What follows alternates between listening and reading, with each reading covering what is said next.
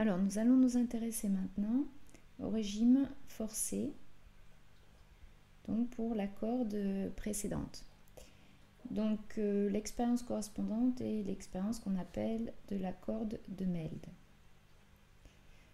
Donc, ce qui se passe ici, ça va être que la corde, elle est fixée toujours à l'extrémité en x égale L, mais en x égale 0, on lui impose un mouvement sinusoïdal à l'aide d'un vibreur dont on impose donc la fréquence, c'est-à-dire qu'on va supposer ici que y de 0 et de t est égal à y0, par exemple cosinus oméga t, quel que soit t. Donc ça, c'est imposé. Donc nous avons deux conditions limites qu'on réécrira, la corde fixée en x égale L et cette condition en x égale 0. Donc ce qu'on fait après justement, donc le vibreur, on choisit la fréquence, on fait varier la fréquence et on peut observer en fonction de la fréquence de l'excitation les oscillations dans la corde. Donc je vous montre ça sur une vidéo.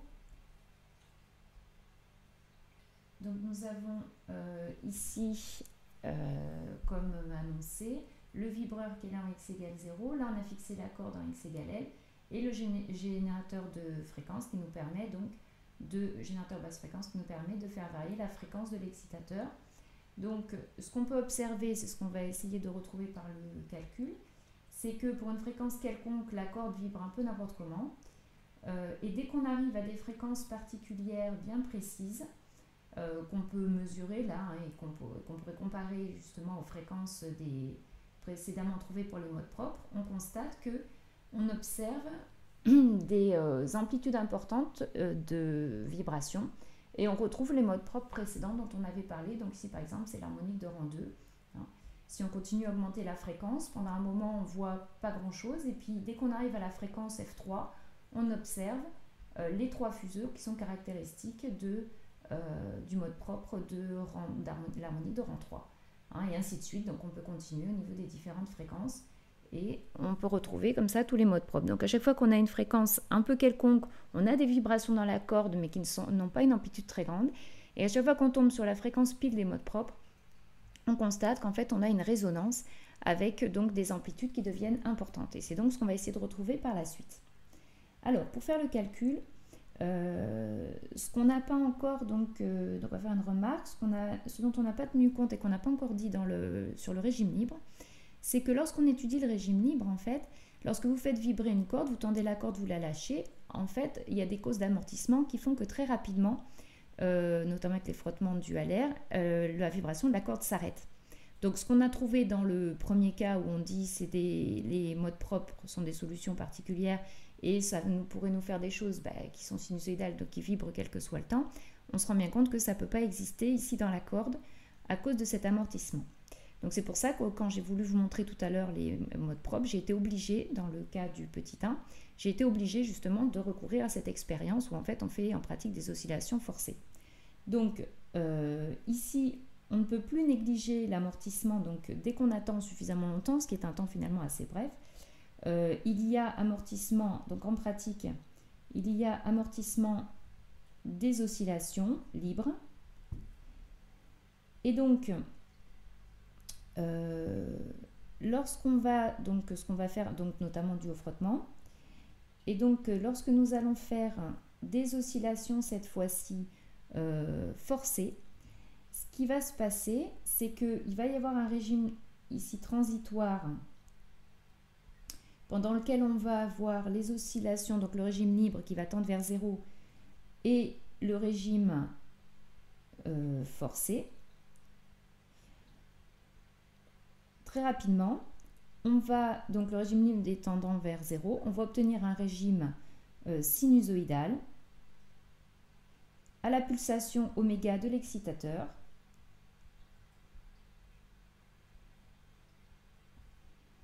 Donc dès qu'on aura considéré qu'effectivement le régime libre a tendu vers 0.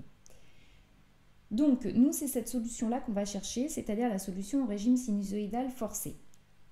Solution en régime sinusoïdal forcé. Donc évidemment la solution du coup va être sous forme sinusoïdale, donc sous forme d'onde stationnaire ici, puisqu'on a en x égale L un nœud manifestement, hein, donc on va chercher sous la forme d'une onde stationnaire à la pulsation oméga de l'excitateur. Donc cette solution va forcément vérifier l'équation d'Alembert. Dès qu'on prend une onde stationnaire, on va écrire que on veut que la solution vérifie aussi les conditions limites. Donc c'est ce qu'on va faire après.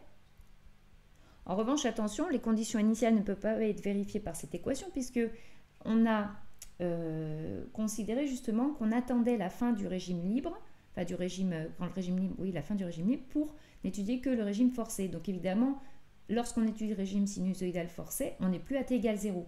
Hein. Ici, t égale 0, les conditions initiales n'ont pas de sens puisqu'on s'est placé, on n'est plus à l'instant t égale 0 quand il n'y a que le régime forcé.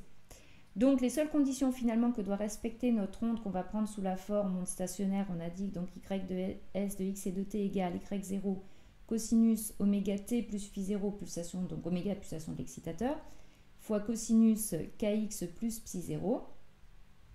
Donc toujours pareil avec k égale oméga sur c, donc ça vérifiera l'équation d'Alembert. Elle doit vérifier aussi les conditions aux limites, donc les deux conditions aux limites qu'on a écrites, donc en x égale L et en x égale 0. Donc c'est ce que nous allons écrire maintenant pour trouver cette solution. Donc la première condition aux limites, c'était donc y de L et de t qui vaut 0, quel que soit t. Donc je réécris mon expression y0 cosinus oméga t plus phi0 cosinus KL, puisqu'on a x égale L, plus psi 0, c'est un psi là, hein, plus psi 0, égale 0, quel que soit t. Alors, même méthode que pour le petit 1, y0 différent de 0 parce qu'il y a une onde, cos oméga t plus phi 0, ben, puisque c'est vrai quel que soit t, il y a plein de t pour lesquels il n'est pas nul. Et donc, cela m'impose que cosinus KL plus psi 0 égale 0.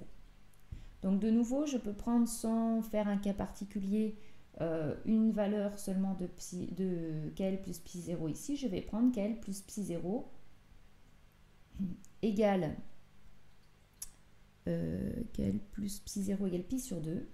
C'est-à-dire donc que psi 0 égale pi sur 2 moins KL. Donc, je vais réécrire maintenant ma deuxième condition qui était la condition en 0. Hein, donc ys de 0 et de t qui valait donc y0 cosinus oméga t, quel que soit t. Donc je réécris cette condition avec l'expression de mon ys, ça va s'écrire y0 cosinus oméga t plus phi 0. Nous sommes en x égale 0, donc ça fait cosinus psi 0. Et donc ça doit être égal à y0 cosinus oméga t, quel que soit t. Alors là, nous avons égalité entre, par exemple, égal à A0. Je marqué Y0, c'était A0 ici. Là, A0, cosinus oméga t. Donc, qui doit être égal à cette valeur-là. Alors, ici, ce que nous observons, c'est que nous avons une égalité, mais attention, donc de fonction, et c'est une égalité ici de fonction, puisque c'est vrai quel que soit t. Donc nous avons deux fonctions sinusoïdales égales, hein, deux fonctions sinusoïdales du temps qui sont égales, puisque c'est vrai quel que soit t. Donc ça impose que ces deux fonctions sinusoïdales soient parfaitement les mêmes, c'est-à-dire qu'elles aient même amplitude. Donc l'amplitude de la première c'est A0, l'amplitude de la seconde c'est Y0 cosinus psi 0. Et qu'elles aient même pulsation, ben là effectivement on le constate, hein, oméga oméga, et qu'elles aient même phase. Donc la phase pour la première c'est 0 et la deuxième c'est phi 0. Donc on en déduit que phi 0 doit valoir 0. À partir de là donc on va déterminer, donc le phi 0 on l'a trouvé, on va déterminer le y0. Donc on a A0 qui vaut y0, le cosinus pi 0 on remplace, ça fait cosinus pi sur 2 moins kl, ce qu'on avait trouvé avec la condition 1. Et donc on trouve que finalement y0 à 0 est égal à y0 sinus KL. Donc, si k est différent de 0, on retrouve que y0 égale à 0 sur sinus KL. D'où l'expression de notre onde qui va être solution donc, de l'équation d'Alembert et des conditions limites. Donc, on considère comme solution de notre problème qui va s'écrire à 0 sur sinus KL, cosinus oméga t, puisque phi0 vaut 0, fois sinus, hein, on remplace avec le psi 0 qui valait pi sur 2 moins KL, sinus k fois L moins x. Donc ça, c'est ce qu'on a trouvé avec la valeur de psi 0 dans la condition limite petit 1. Donc voilà la solution ici de notre problème en régime sinusoïdal forcé pour la pulsation oméga en question. Donc solution du régime sinusoïdal forcé à la pulsation oméga. Alors maintenant on va essayer d'interpréter un petit peu. Donc cette solution est une onde stationnaire, on le sait. L'amplitude, elle a la forme A0 sur sinus KL. Et on voit donc que cette amplitude dépend de K, donc de oméga.